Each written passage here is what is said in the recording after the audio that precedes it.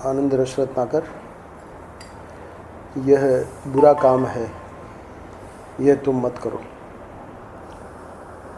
दैनिक जीवन में गीता, पृष्ठ संख्या 40-41। 9 अगस्त का जो पृष्ठ है, तो इसमें परम पूज्य महाराज श्री का हमने दैनिक जीवन में गीता में जो महाराज श्री ने एक बात समझाई है उसको लिया है। इसका शीर्षक दिया है, यह बुरा काम है, यह तुम मत करो। अच्छा, आज का पृष्ठ प्रारंभ हो रहा है। गीता का कहना है कि तुम्हारी जीवनचर्या का प्रेरक कौन है। यानी गीता एक प्रश्न कर रही है कि हम लोगों की जीवनचर्या की प्रेरणा हमको कहाँ से मिल रही है। अच्छा, कोई कहे कि ईश्वर से प्रेरणा मिल रही है, तो महाराज श्री भी 3 बातें बताएंगे और तीनों में ईश्वर की प्रेरणा नहीं है। आप देखो, जब आप चोरी और बेईमानी की ओर अग्रसर होते हो, तब लोभ आपके भीतर बैठकर आपका संचालन करता है। उस समय ईश्वर का पता कहाँ होता है?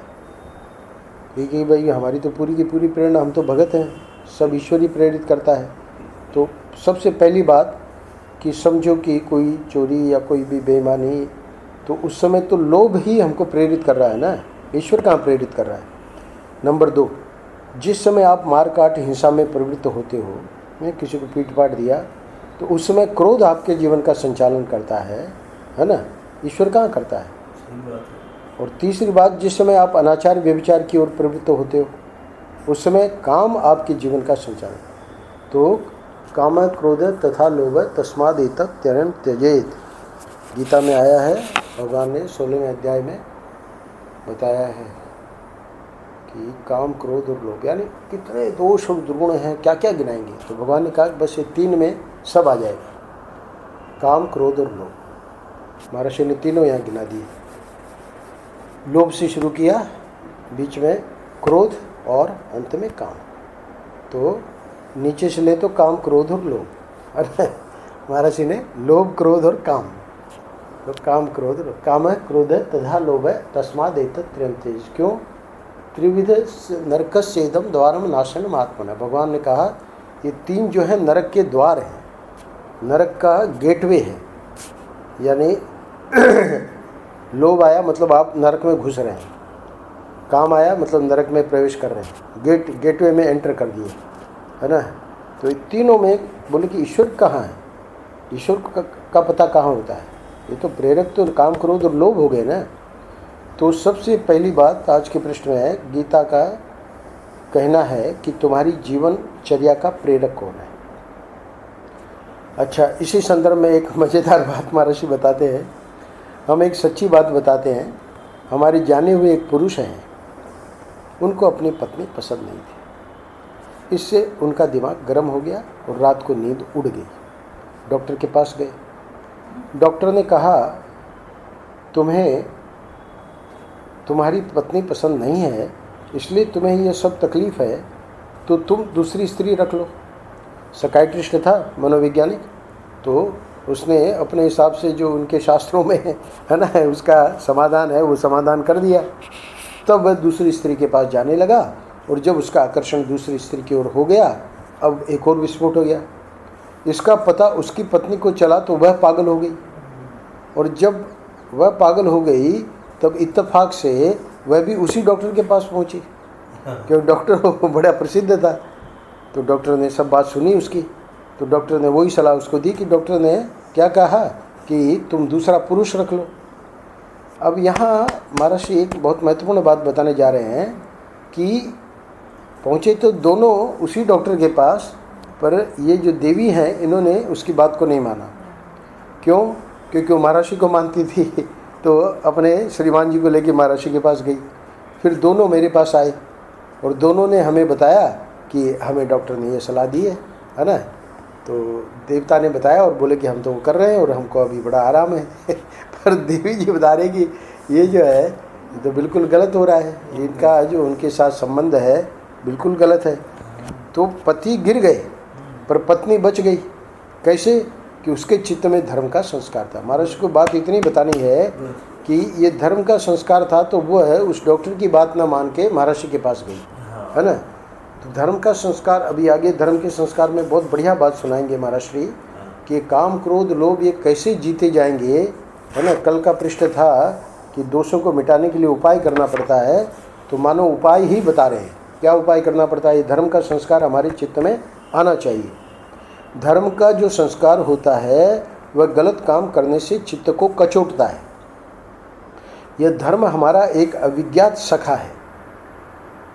देखिए, जो सखा हमको ज्ञात है तो उसके बारे में तो हमको पता रहता है कि हाँ भाई वो हमारी मदद कर देगा, है ना। तो अविज्ञात सखा जो है इसके बारे में शास्त्र ही बताएंगे, गुरु ही बताएंगे कि ये धर्म की भूमिका हमारे जीवन में क्या है। इसको सुनिएगा बहुत ध्यान से। धर्म का जो संस्कार होता है वह गलत काम करने से चित्त को कचोटता है।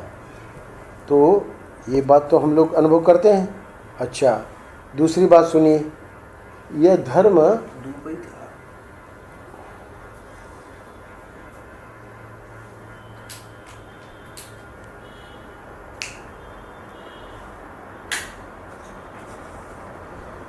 धर्म का जो संस्कार होता है वह गलत काम करने से चित्त को कचोटता है। ये देखिए, कचोटता कहाँ से, कौन कचोटता है, ये बात अगले वाक्य से साफ हो जाती है। यह धर्म हमारा एक अविज्ञात सखा है जिसको आप जानते नहीं, देखते नहीं, पहचानते नहीं। इसकी पहचान करवा रहे हैं गुरु और शास्त्र कि कौन हमको अंदर से, है ना, हम दुखी हो जाते हैं कोई कार्य जब हमारे द्वारा गलत हो जाता है, तो वो जो कचोटना है वो कौन करता है? बोले अविज्ञात जो सखा है ना। तो सखा जो है यानी वो हमारे हित के लिए कर रहा है। हमसे गलत काम हो गया, अब कचोट रहा है कोई अंदर से, है ना। तो धर्म का जो संस्कार होता है वह गलत काम करने से चित्त को कचोटता है। और मज़े की बात यह है कि ये धर्म हमारा एक अविज्ञात सखा है जिसको आप जानते नहीं, देखते नहीं, पहचाने। यानी उसको ये भी नहीं कि भाई हमारी कोई प्रशंसा करेगी या भाई तूने मेरे को रोक दिया, बहुत अच्छा हुआ। वो अविज्ञात सखा है, बस अपना काम करेगा। यदि यह आपके हृदय में बैठा है, महत्वपूर्ण बात यह है, क्योंकि उसका आह्वान हमको करना पड़ेगा। ऐसा नहीं कि भाई वो सबके हृदय में पहले से ही बैठा हो। इसलिए यदि यह आपके हृदय में बैठा है ना, तो बुरा काम करते समय यह भीतर से आपको संकेत करेगा कि तुम ये गलत काम करने जा रहे हो, ये मत करो। तो देवी जी के चित्त में महाराज श्री कह रहे हैं धर्म का संस्कार था। तो अब जब उसने, डॉक्टर ने सलाह दी कि भाई तुम दूसरा पुरुष रख लो, तो भाई ये कोई बात हुई? अग्नि के सामने हमने फेरे लगाए हैं, है ना, प्रतिज्ञा की है अग्नि के सामने, है ना, और ये कह रहे कि दूसरा पुरुष रख लो, ये तो कोई बात ही नहीं बनी। तो महाराज श्री के पास गए, तो क्यों वो बच गई? महाराज श्री कह रहे हैं कि पत्नी बच गई। कैसे? कि उसके चित्त में धर्म का संस्कार था। देवता क्यों नहीं बचे? क्योंकि उन्होंने भी अग्नि के सामने ली थी प्रतिज्ञा, पर कहाँ उसका ध्यान रहा। यानी धर्म का संस्कार उनके चित्त में, तो कह रहे हैं कि हृदय में बैठा होगा तभी वो जाके हमको कचोटेगा कि भाई ये गलत काम कर रहे हो। असल में धर्म की उपाधि से परमेश्वर ही आपके हृदय में बैठकर आपको चोरी बेईमानी से रोकता है। तो अब देखिए, यहाँ अब महाराज को एक और मुख्य बात बतानी है कि धर्म को बीच में ला रहे हैं महाराज, सीधे परमेश्वर की प्रेरणा दे रहा है, ऐसे क्यों नहीं कहा? बोले नहीं, परमेश्वर का तरीका अगले पैराग्राफ में समझाएंगे। परमेश्वर का ये तरीका ही है कि किसी न किसी को माध्यम बनाते हैं, सीधे वे कुछ भी नहीं करते। तो असल में धर्म की उपाधि से परमेश्वर ही आपके हृदय में बैठकर आपको चोरी बेईमानी से रोकता है, आपको अनाचार व्यभिचार से रोकता है, आपको हिंसा वैमनस्य से रोकता है। तीनों चीज़ें, काम क्रोध और लोभ को वापस गिना दिया, है ना। चोरी बेईमानी, लोभ, अनाचार व्यभिचार काम, हिंसा वैमनस्य, क्रोध। तो काम क्रोध और लोभ से कौन रोकता है? यानी नरक में हम न जाएं, ये कौन, किसको पढ़िए? बोले वो जो अविज्ञात सखा हमारा धर्म है ना।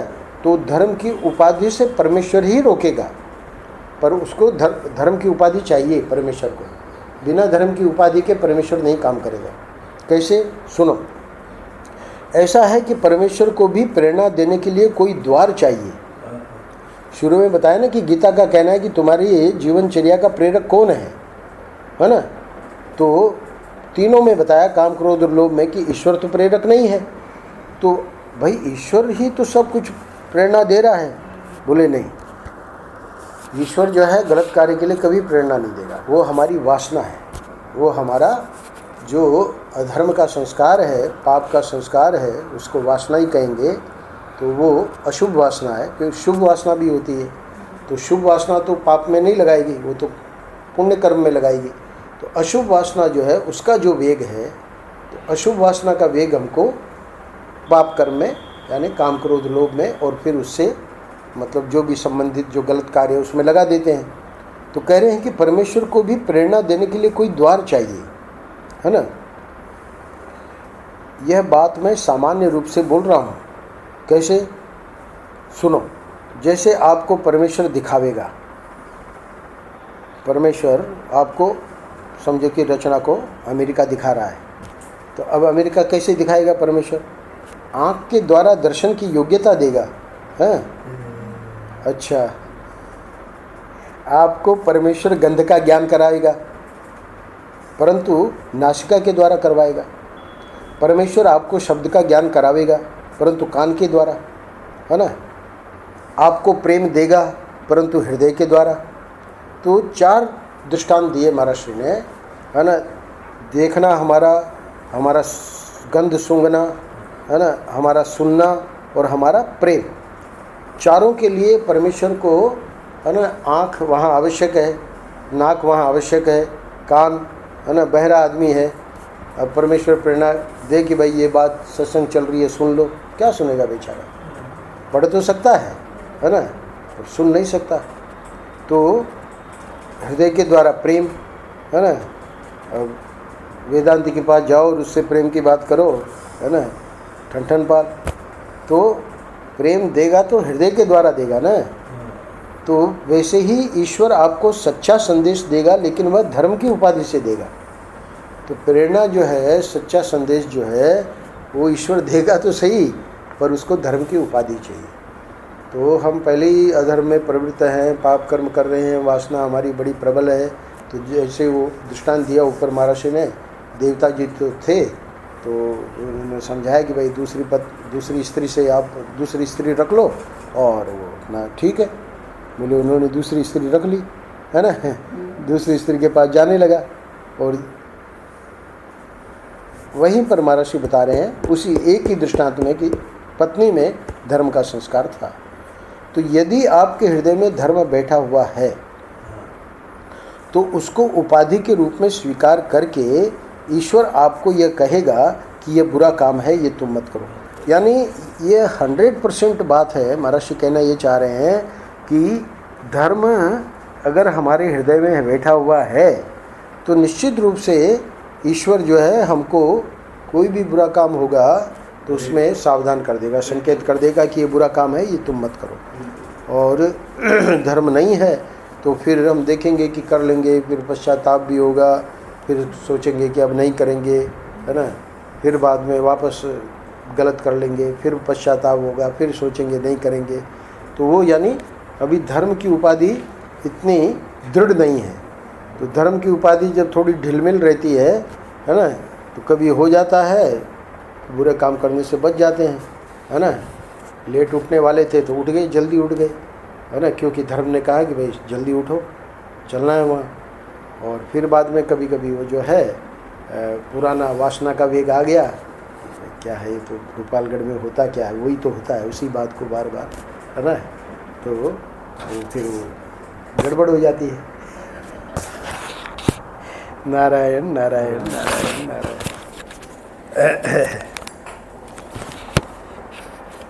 इसको चलने दो। समझो अमेरिका का दर्शन कराए, परमात्मा का दर्शन कराए, इसे नहीं बोला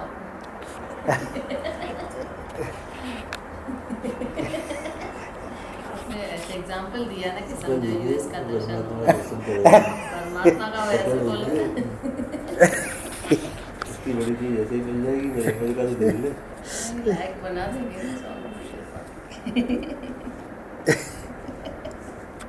परमात्मा ऐसे फ्री में बट रहा है क्या? स्वामी जी आगा 10 शुरू करो।